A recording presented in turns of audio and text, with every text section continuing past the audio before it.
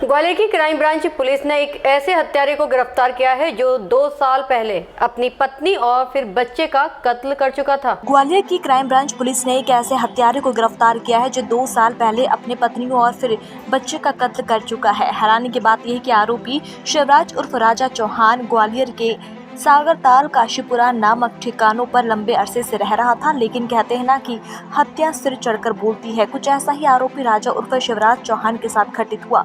शिवराज ने अपने मित्रों के साथ बियर बार में बैठकर पत्नी और बेटी की हत्या का खुलासा किया था। उसने बताया था कि 2 साल पहले वो कत्ल करने के बावजूद पाक साफ बच गया, लेकिन वहां मौजूद एक पुलिस ने मुखबिर ने ये सुन लिया। इसकी सूचना पुलिस अफसरों को दी। शिवराज की घेराबंदी के लिए उसके साथ अपने मुखबिर की भी दारू पार्टी कराई। तब कहीं जाकर शिवराज ने हकीकत बयान कर दी। इसके बाद पुलिस ने उसे हिरासत में ले लिया है। दतिया पुलिस को मामले की जानकारी दी। पता चला है कि 29 मई 2020 को शिवराज ने अपने पत्नी आस्था की रतनगढ़ माता के जंगल में गला घोंटकर हत्या कर दी थी और उसके चेहरे को कैरोसिन डालकर बुरी तरह से जला दिया था ताकि इस शब्द की शिनाख्त नहीं हो सके। इस साल मार्च महीने में उसने अपने 8 साल के बेटे को भी गला घोंटकर मार डाला। आरोपी 2 शादी कर चुका है। उसकी पहली शादी आस्था से हुई, जबकि दूसरी शादी उसने मनीषा से की थी। आस्था से उसका एक बेटा शिवाजी था। साल 2020 में ही आस्था लापता है, लेकिन आरोपी ने उसे जानबूझकर गुमशुदगी की रिपोर्ट दर्ज नहीं कराई। पिछले दिनों शराब पीते समय शिवराज ने अपनी पत्नी और बेटी की हत्या की बात दोस्तों को सुनाई।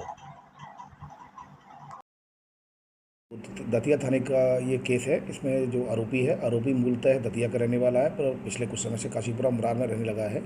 तो उसके द्वारा जो घटना बताई गई है, इसमें क्राइम ब्रांच और दतिया पुलिस ने दोनों ने उसको मिलकर हिरासत में लिया और पूछताछ की गई। तो उसके द्वारा ये बताया गया 2020 में जो 29/5/2020 को उसके द्वारा एक घटना की गई थी।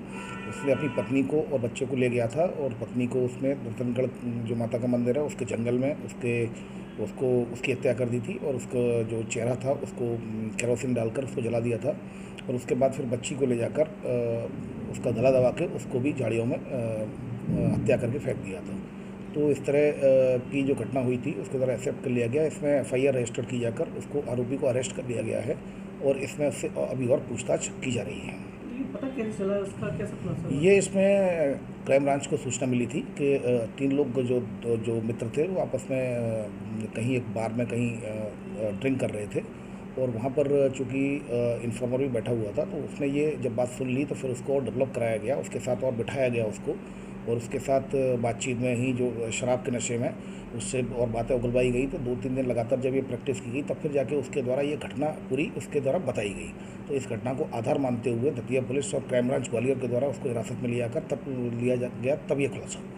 आगे क्या कार्रवाई की है? इसमें दतिया पुलिस के द्वारा कार्रवाई की जा रही है, चूँकि क्राइम ब्रांच यहाँ इमदाद में थी उनके साथ, चूँकि इनपुट मिला था तो उसमें कंबाइंड ऑपरेशन किया जाकर अब उसमें ऑलरेडी FIR रजिस्टर्ड होकर उसमें आरोपी को गिरफ्तार कर लिया गया है और उसमें इन्वेस्टिगेशन में जो भी तथ्य आएंगे उसके आधार पर वो कार्रवाई की जा रही होगी।